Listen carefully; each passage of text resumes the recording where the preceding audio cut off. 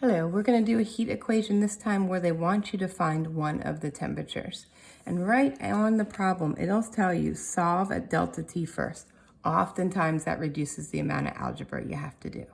So what are our givens? Mass equals 335 grams.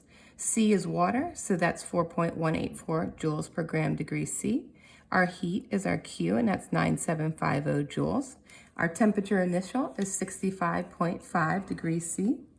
Our unknown is temperature final, but like it said, we're going to start with delta T first.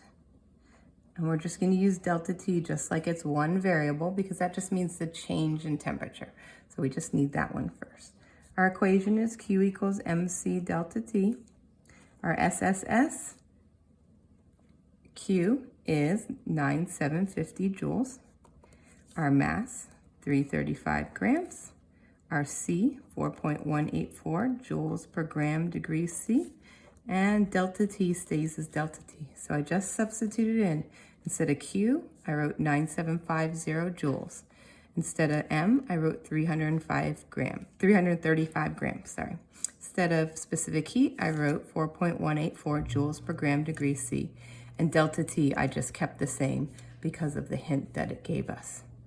First thing I can do is I can get rid of units. Grams at the top, grams at the bottom, so I can cancel out those guys. It's very important to write grams so that you don't get confused. Then I rewrite 950 joules equals 335 times 4.184 joules over degrees C times delta T. I'm trying to get delta T by itself, so I need to get my degrees C over to the other side. So I'm going to multiply times degrees C. And that cancels the units on the right side and transfers it to the left side. When I rewrite, oops, let me slide it up some. When I rewrite, I'm going to have delta C, 9750 joules, is equal to, let me go ahead and put that in the calculator, 335 times 4.184.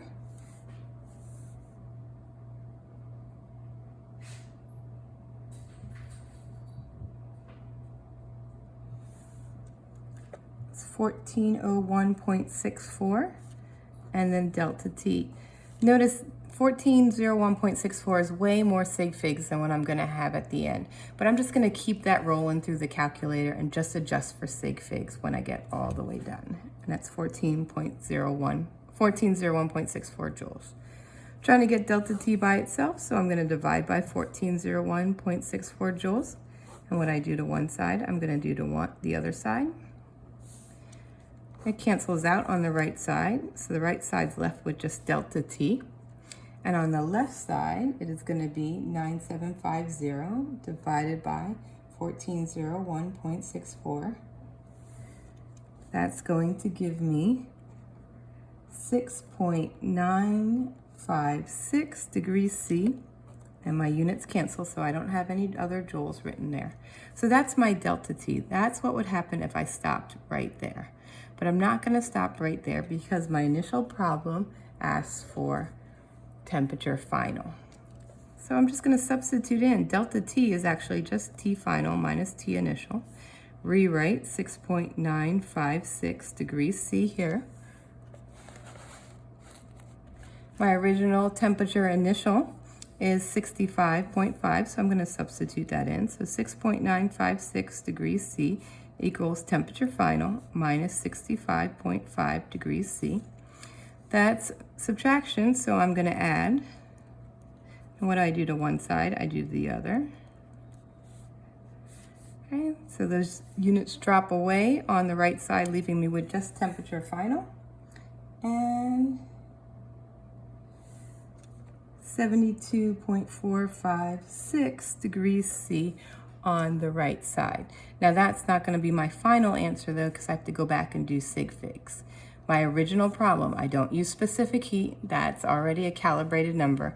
I use the mass, 3 sig figs, temperature initial, which has 3 sig figs, and the heat, 9750, which also has 3 sig figs. So that means my answer has to be in 3 sig figs. And so when I round 1, 2, 3, the 4 becomes a 5. 72.5 degrees C is equal to my temperature final. and I am done.